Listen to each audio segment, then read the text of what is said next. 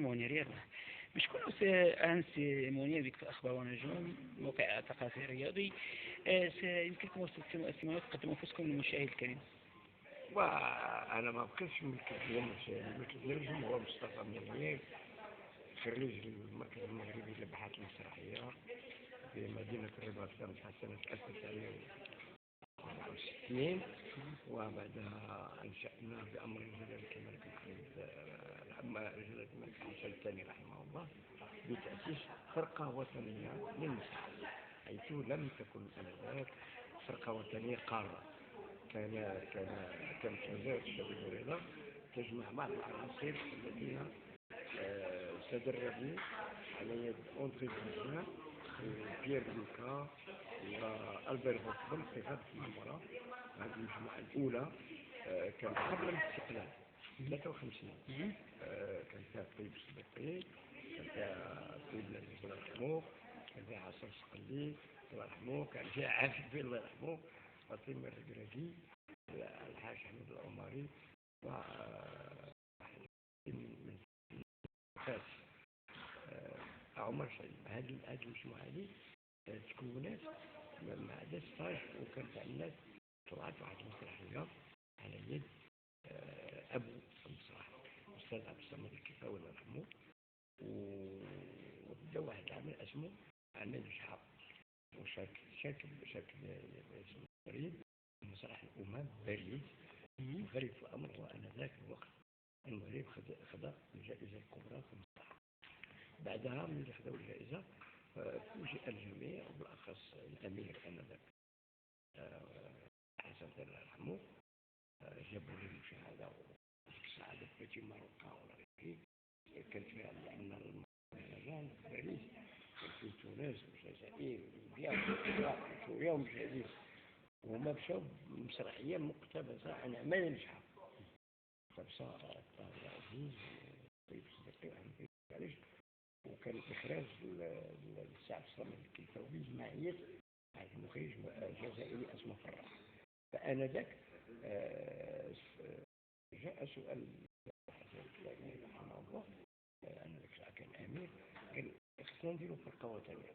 فرقة وطنية ديك الساعة كانوا الفرنسيين هما اللي كيأثروا كل ما هو ثقافي وفني، سواء السينما فرنكوفونية أو المسرح. فإذا بيه خلقوا أمر حسن، خلقوا المركز المغربي للأبحاث المسرحية كيسمى السونتر دا غمضان.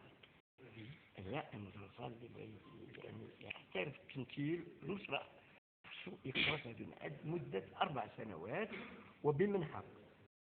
فهاد الناس جاو داروا غير واحد 16 أعتقد ديال 3 أشهر. 61 بدات الدفعة الأولى، وكان هذا الحظ أن كنت في هذه الدفعة الأولى بعدما اشتغلت مع الطيب الصديقي وأنا طالب المسرح البلدي. كنا 5 ممثلين من الدار البيضاء اللي وقع عليهم الاختيار بعد مباراة وطنية. المباراة كانت في فاس وكلاس وإلى آخره، وكان ضمت هذه البعثة الأولى 12 واحد، فيها 8 الممثلين و4 التقنيين، لأنه خص ممثلين وكيخص تقنيين. فدرسنا من هذه المرحلة إلى 64 تخرجنا.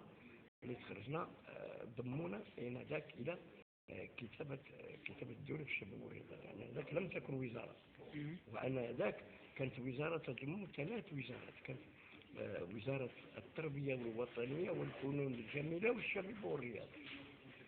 فهمتي؟ وزارة واحدة كتوف. فإذا كانت وزارة الشباب والرياضة اللي هي إلى الآن هي اللي أسست المسرح الوطني الاحترافي والهاوي، حيث كان مهرجان ديال مسرح الهوات في المغرب كله، كان عظيم جدا. كل الفرق الهاوية كانت كتبارات مرة في السنة، وكتفيد معمورة، وكتاخد جوائز وكتاخد منح ولو بسيطة. فملي حنا كنا الفرقة الوطنية معمورة سنة 1966 التاريخ بالضبط 16 أكتوبر. لماذا سميت فرقة معمورة؟ لأنهم اللي يجمعونا حنا اللي خريجين المعهد، لأن كان هذا الشرط الأساسي. هذيك الفرقة ما يكونوا فيها إلا اللي درسوا المسرح في الشباب والرياضة وفي المركز. أنا غدير فريق وطني لكرة القدم، تجيب اللعابة من وكدير منتخب، وهكذا كنا احنا منتخبين.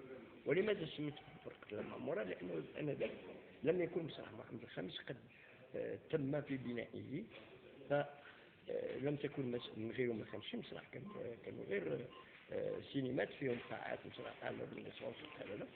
فسيدنا الله يرحمه الحسن الثاني وهو الملك آنذاك قال لهم ديهم المعمورة. علاش ديهم المعمورة؟ لأنه هو كان كيسوق، كان كيعمل مسرح وكان يعمل موسيقى وكان كيمشي يعمل الرياضة ديالو الخيل في المعمورة، وكان سونتر تخلاو الفرنسيين.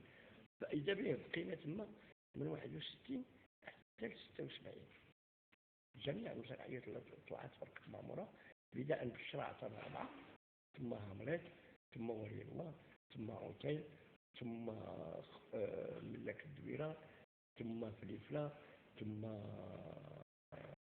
عنترة في الملايين المكسرة إلى آخره، والسلسلة طويلة بحيث كانت الفرقة تنجز 3 مسرحيات في السنة بنظام وبتخطيط منظم من طرف فاقتاش هذه الفرقة ديال المعمورة بدأت تتطبع تسمع مباشرة بعد المسيرة الخضراء 75، بحيث وزارة الشباب والرياضة من لم تعد وزارة عاود رجعت ثاني كتابة الدولة. جاء واحد السيد اسمه الطاهر الجوطي كاتب الدولة الشباب والرياضة، خلقت هناك سياسة على أن وزارة الشباب والرياضة اختصاص ديالها هي الرياضة ماشي المسرح. وتوصلنا أن الفرقة كلها برسالة من الدولة الشباب واحتفظها تقول أن العقدة التي تعملها قد انتهت، عليكم أن تتحقوا بصراحة محمد الخامس الذي هو الاختصاص الإنسان. إلا أنا توصلت برسالة عكس ما توصلوا بأصدقائي، وهي لازم أذكر في واحد الجملة كيقول لقد انتهى العقد من فرقة المعمورة، وإن الوزارة لا تدرس ملفكم قصد توظيفكم بها إذا كنتم ترغبون في ذلك. واش أنت كتبغي توظفني وكتقول لك أنت الخص ديالي؟ واش غادي توظفني أنا فنان ما بغيتش نتوظف غادي تقتلني. كاين بعض الناس قبلوا هذه القضية وصبحوا موظفين رسميين، لأن المعمورة كنا كنتقاضوا أجرة شهرية محترمة لكن ما كناش موظفين، كنا ناس كنخدموا عندنا تاعنا كونجي ديالنا وعندنا إمكانيات. فمشيت أنا للمسرح محمد الخامس. علاش مشيت؟ لأن السيد اللي ولا مدير مسرح محمد الخامس كان رئيس الثقافة الشعبية لوزارة الشباب والرياضة، ألا وهو الأستاذ عزيز السبروشلي اللي 17 عام هو مدير ديال مسرح محمد الخامس معين بظاهر شريف طلب جلالة الملك حسن. بكوني كصديق بدينا كنشتغلوا معاه في مسرح محمد الخامس بأجرة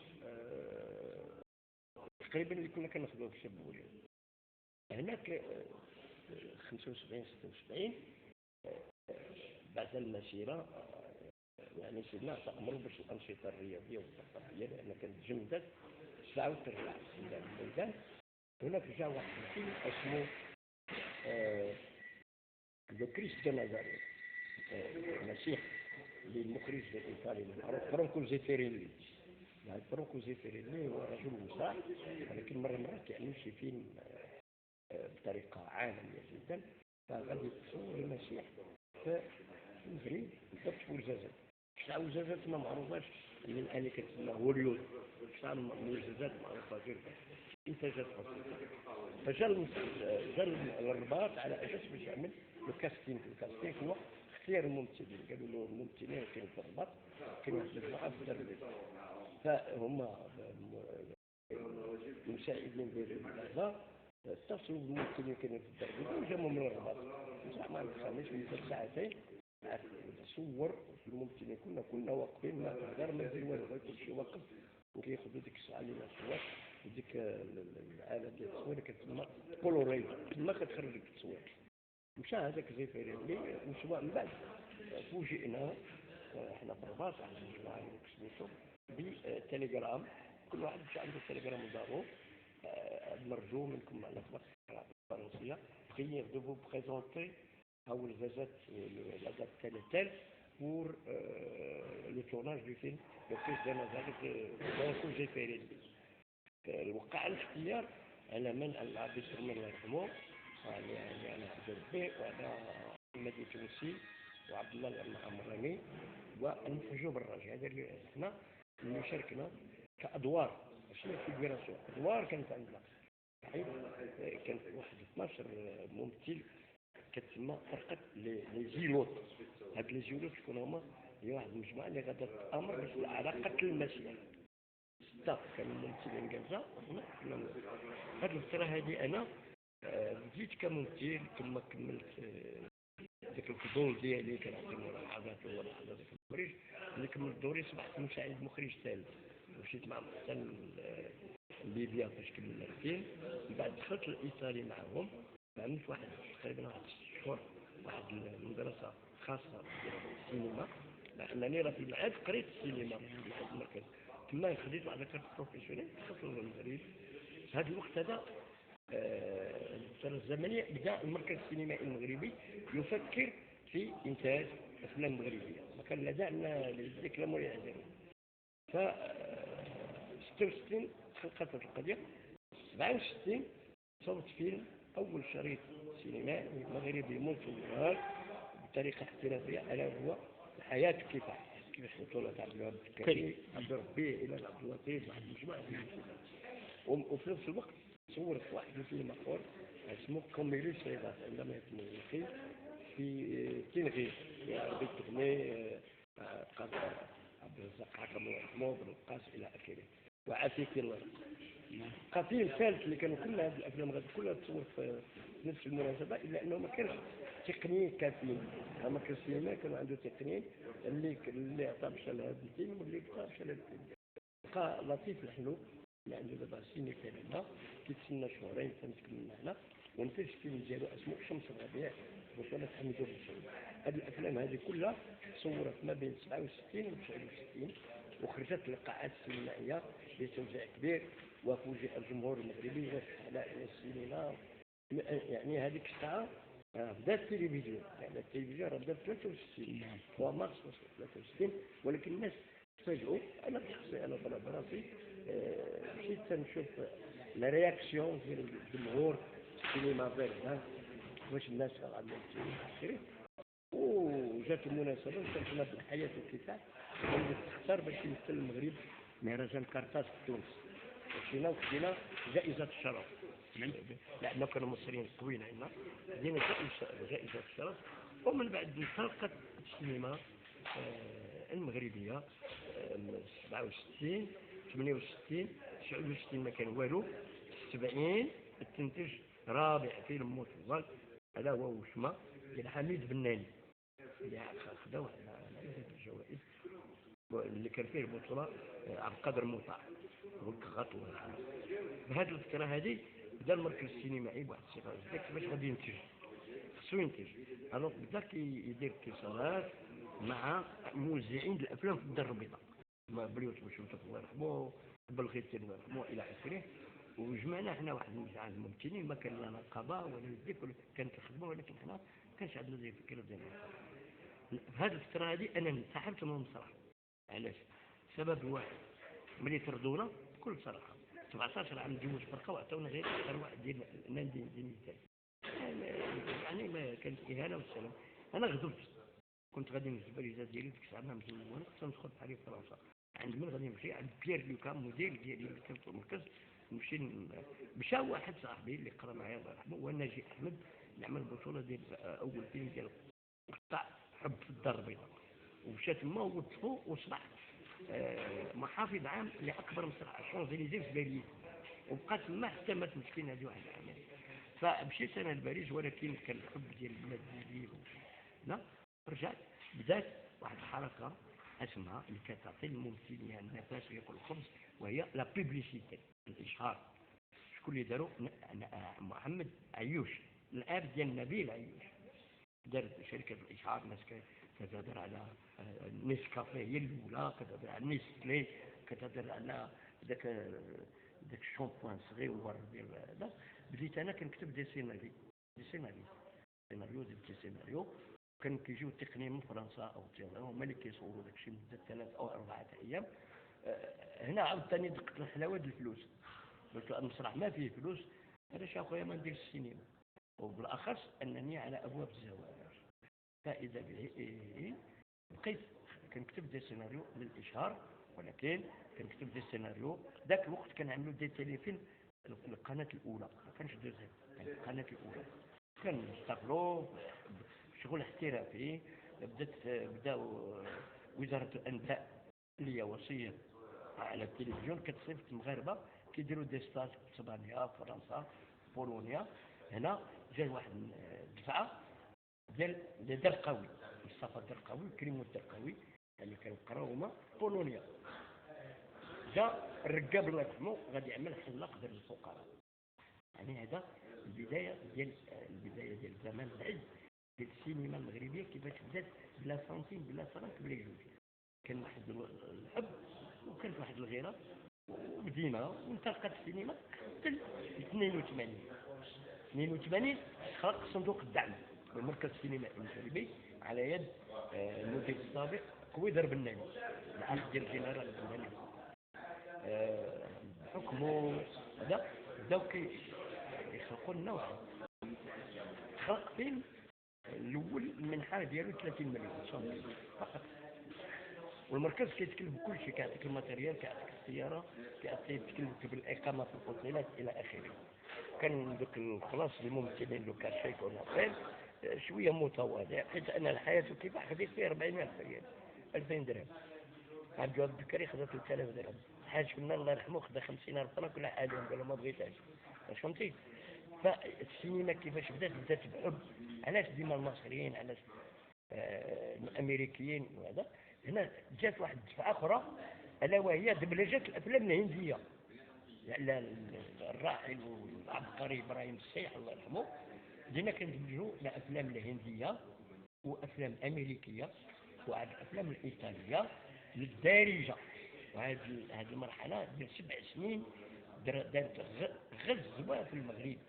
يعني كنت تعطي مارشي نوار. السينما ما كانش كتعدى 5 دراهم، وملي كتمشي للكيشه كتلقى الورقه وصلت حتى ل 300 ريال، يعني 150 لا كنا كنقولوا ديك الساعه ما كنقولش الدرهم، كنقول 300 ريال الورقه. يعني القانون ديال في الكيشه 100 ريال، ولكن كيجيو دوك صحاب الكونتروبوند كيشريو كل شيء وكيمزيو بها. ومع ذلك كان الاقبال. غنقول لك السينما بارده في الدار البيضاء، السينما الكواكب كذلك في الدار البيضاء، والسينما شهرزاد. هذو ما كانت الافلام اللي ما كنتش عمرك ما تلقى بلاصه ديال. علاش؟ لان الجمهور المغربي لقى لغته ولقى شخصيته. هذوك الافلام الهنديه اللي كانت بلغوها بواحد اللغه بسيطه جدا وفيها شويه ديال النكات، فيها شويه الفرجه. وكتعرفوا انتم السينما الهنديه الاولى راه كانت ماشي بحال دابا. يعني هكذا انطلقت السينما وانطلق معها الاشهار، وبدات الحركه السينمائيه كتمشى ملي ولا الدعم. يعني الافلام اللي استفدت من الدعم كانت الله قلت حياتك كفاحك ومريس رضاك، شمس الربيع، ثم وشمه، ومن بعد جات لاله شافيه ديال التاجي، من بعد جات الجمره ديال محمد اسماعيل وفريده بورقيه، ومن بعد ظهرت الظاهره ديال المخرجين اللي قراو في فرنسا. بوعناني الله يرحمه، محمد عبد الرحمن التازي، الرميلي، الرشيش، الرمضاني. هادو نضوا كانوا موظفين ملي جاوا من فرنسا، دخلوا موظفين بمنظر كيتخلصوا فيها في سونتر دراماتيك. تساءل مولاي احمد العلوي اللي كان هو دائما في وزاره الانباء والسينما. خصك نقول لك العرب الى يومنا شحال واحد غلط. حنا الدوله الوحيده في العالم اللي السينما ما تبعش وزاره الثقافه الى يومنا هذا. السينما تبع وزاره الاتصال الان لمصطفى الخلف. يعني هذا من الظاهر ديال خلال زعما ديال 1947 الوزاره الوصيه على السمع البصري هي وزاره الاتصال. الان هذه السنه مع الحكومه الجديده الشبه الكلال وقعت شراكه ما بين السي مصطفى الخلفي وزير الاتصال والسي محمد امين الصبيحي اللي هو وزير الشباب والرياضه. الان هما اللي كيتعاونوا ولا غادي تشوفهم اليوم في الليل غادي يجيو ان شاء الله يكونوا حاضرين في حفل اختتام الرجل الجميل لمدينه خريبه. وهكذا انطلقت السينما، والان عندنا ما يزيد عن 300 فيلم مغربي طويل، فيها اللي خداو الجوائز دولية، خداو جوائز وطنية. الدليل هو الفيلم اللي غادي يتعرض اليوم في الاختتام هو فيلم زيرو اللي نور الدين الخماري اللي عاد شتيه وتصور فيه معاه، واللي فاز هذه 3 شهور على 5 جوائز. تعرف فيلم اللي ياخذ 5 جوائز يعني اللي خلى الاخرين هو والفيلم نبيل عيوش والفيلم ديال ملك. هذه 3 الافلام المغربيه اللي خداو الجوائز الاولى. والان السينما راه غدا بدعم، لكن انا كنقول واحد القضيه، لانه كنشوف واحد العدد ديال الصحفيين كيديروا استجوابات للقاءات والمخرجين ديالهم دائما كيتشكاو على ان ذاك الدعم اللي كيعطيو ما كافيش وكيقل. انا ما يمكنش، كاينه واحد مقوله عالميه كيقول لك ميم افيك دي مليار سي با فيغ ان شيدوف. راه واخا نعطيك 100 مليار والفيلم ما غاديش هو هذا، بينما الا عطيتك واحد الكميه يعني فلسفه. هذيك بشويه ديال الفلوس يمكن نديروا فيلم نقي وزويوان، ماشي الطريقه ديال هوليوود، لا فيلم نقي والدليل هو ان افلام ديال داوود ولاد السيد كتحصل على جوائز عالميه، مهرجانات. نور الدين الخماري كذلك، نور الدين الخماري راه ما كيعتمدش على المركز. هذيك المنحه اللي كتعطيها المركز 506 مليون راه تيمشي يقلب على شركات اخرى التلفزيون، لانه كتعرفوا ان الافلام العالميه راه كتدعم من طرف التلفزيون العالمي، القنوات ولا الفيلم مازال كيتصوروا مبيوع، فهمتي؟ العكس اللي ما عندناش احنا. لان شنو كاين؟ سواء القناه الاولى او القناه الثانيه دوزيام ولا تتشارك في الانتاج، واحد الشرط باللي الفيلم يخرج للقاعه واحد مده 3 شهور كتقول لك اعطينا النسخه ديالي ندوزها في التلفزيون، لان الفيلم الا داز في التلفزيون الى مو طبيعي كوي. هذا شرط. والمركز السينمائي هو عنده شروط، كيقول الفيلم خصو يستهلك على الاقل 3 شهور، المده ديالو 3 شهور في المغرب كله. وديك الساعه التلفزيون دوزيام ولا القناه الاولى شاركه في الانتاج كتاخذ النسخه ديالها كدوز الفيلم في التلفزيون. على كل حال ما نكثرش عليك، كاين هناك اللي كنعيب انا على بعض المخرجين اللي هما منتجين في نفس الوقت كياخذ 600 500 مليون. الان طلعت المنحه هذه السنه الى 1 مليار، يعني السيناريو اللي غادي يكون ممتاز عنده الحق من 1 مليار ديال الصوت. دابا الان غادي يبداو يصوروا من بعد رمضان، غنمشي واحد 3 المخرجين شباب اول شريطه ديالهم مطوله، منهم يونس فنان ومنهم ولد الركاب الله يرحمه، ما عرفتش شكون هو بشكل اسمه. كل واحد عنده 600 500 400 مليون سنتيم. وانا اعتقد ان 600 و 400 مليون سنتيم كنا ننتجوا فيلم مغربي نظيف، فهمتي؟ من بعد ولكن الناس اللي كيقولوا دائما كيبكيو الى حد الساعه كيقول لك واش عطاوني 2 فرانك اش غادي ندير انت؟ ولكن ما كناش نقولها، لانه ملي كياخذ 600 مليون كيدير 200 مليون هي ديرها بجيبو يشري ابارتمون ولا يكمل فيلا ولا يبني فيلا ولا يبدل الطوموبيل، والسما باقي كيقلب على ممثلين ديال درجه ثالثه. كيجي ممثل احترافي، لكن شي ممثلين خصو غير يبان خصو يتشهر، ما يمكنش نقول لك الاسماء، فهمتي؟ وهناك كيطلع الدور ملي ممثل المخرج كيبدا يتحاسب كيقول لك اللي عطيني السوق يخليه السوق، لا يعني اجتهد. الممثل راه ما كيبانش، نقول لك بصراحه الممثل كيكون عنده بطولات فيه الى خدا ما كيتعداوش واحد 5 6 مليون سنتيم، ولكن راه يمكن يخدم فيلم ويجلس عام ما يدير والو، لان الفيلم المغربي راه ملي كيعيط لك المخرج كيقول لك عندك الدور الفلاني ويعطيك لو سيناريو ودير معاه كونترا، الا دار معاك لان المغربي راه ما كيديرش كونترا، انا نقولها بكل صراحه. شحال من ممثلين مرض وجابها براسو، دليل هو ديال صلاح الدين. انا لهذا دابا ولات احترافيه يخرجوا للصراحه ولا بالدفتر، هي انا ممثل هي بسم الله ولكن بسم الله ها الدور. واللي غريب في الامر هو ان الممثل ما عندوش واحد الكوطه ديالو، كان الدور الاول يسوى شحال، الدور الثاني فيغوراسيون ما كاينش، اللي كيختار يدافع على راسه باستثناء التقنيه لا التصوير ولا المحافظه ولا الاناره ولا الديكور ولا الملابس، هذوك المركز السينمائي عين لهم الأثمنة ديالهم. نشكرك. ايوا طولت عليكم. لا ماشي عليا انا، فهذا حكايه بديت